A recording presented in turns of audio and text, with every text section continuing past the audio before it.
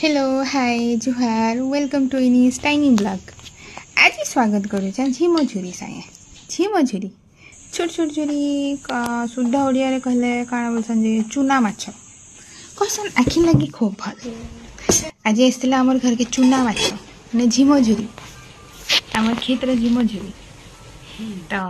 ताको टिके धुई दियाला धुई करे नून हल्दी टिके सानी दियाला सानी करे सुरसो तेल आनिकरी कड़े के गैस ऊपर बसैकिना सुरसो तेल ढाली दिगला तापर जीरा सुरसो पकई दिन चट चट साउंड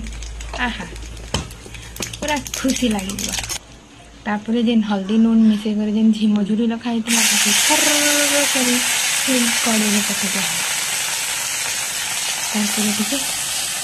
पतिया उलट पुलट कर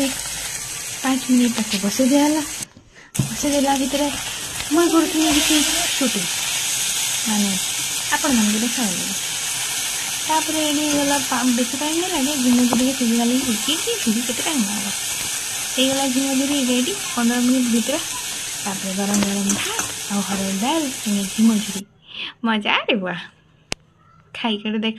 ट्राई करी आमको तो खूब मजा लगला झिमझुरी स्पेशल।